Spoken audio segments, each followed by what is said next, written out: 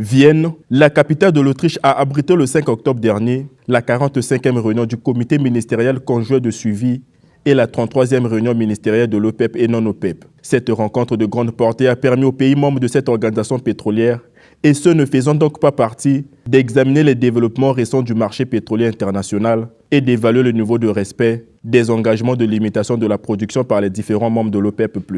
La République du Congo, membre de cette entité internationale de pétrole, a bel et bien été représentée à ces assises par son ministre des Hydrocarbures, en même temps président en exercice de l'OPEP. En marge des dits travaux, le président en exercice de l'OPEP, Bruno Jean-Richard Itoi, a conjointement donné une conférence de presse, laquelle en prépare plusieurs personnalités, notamment le prince Mohamed Ben Salman, ministre saoudien de l'énergie et président du comité ministériel conjoint de suivi OPEP+, ainsi que Efam Al-Gais, le secrétaire général de l'OPEP. Cette conférence de presse fut l'occasion pour Bruno Jean-Richard Itoi de défendre la vision de l'OPEP qui consiste à lutter contre la pauvreté énergétique. Ceci à la faveur des populations et de l'économie mondiale.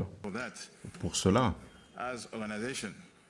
comme une organisation, nous sommes totalement engagés de lutter contre la pauvreté énergétique. Oui, je ne sais pas si réellement, quand vous parlez de l'énergie, la pauvreté énergétique, ça a le même sens que j'ai comme un pays africain, parce que pour un pays africain, ça signifie 600 millions de personnes qui n'ont pas accès à l'électricité. C'est ça, la pauvreté énergétique. Il y a 900 millions de personnes qui n'ont pas accès au gaz de cuisson.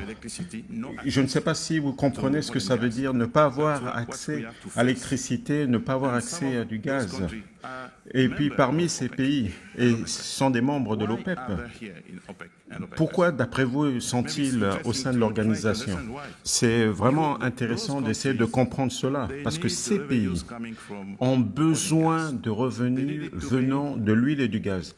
Ils ont besoin de produire sur le long terme dans un marché stable qui leur permet une vision long terme pour leur permettre d'avoir justement une certaine attente sur les revenus. Parce que ces revenus sont utilisés par ces pays pour justement lutter justement contre la pauvreté énergétique. Et c'est pour ça que nous avons besoin d'un marché stable. Nous avons besoin d'avoir une vision claire de ce que nous aurons dans le futur. Nous n'avons pas besoin de surprises à chaque fois, des chocs et des non-chocs.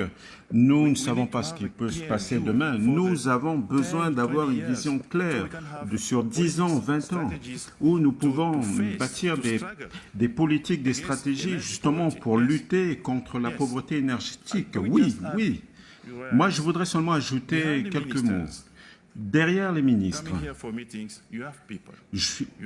qui sont ici pour la réunion, vous avez des populations, vous avez des pays, vous avez des besoins. Le président en exercice de l'OPEP a également, au cours de ce point de presse, mis en lumière l'engagement de l'Afrique sur les décisions de l'OPEP+, visant à réduire la production pétrolière et assurer le mix énergétique.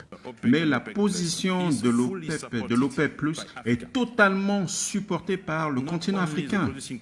Pas seulement les pays producteurs, je dis bien toute l'Afrique soutient la position de l'OPEP+.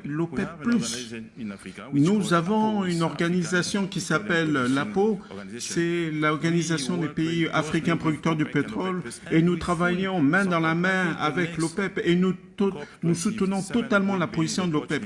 Et vous verrez que la COP 27 sera justement une opportunité et que nos chefs d'État signifieront exactement notre position relativement à notre vision sur les dynamiques des marchés du pétrole. Cette réunion est tenue pour la première fois en présentiel depuis mars 2020 en raison de la crise sanitaire due à la Covid-19.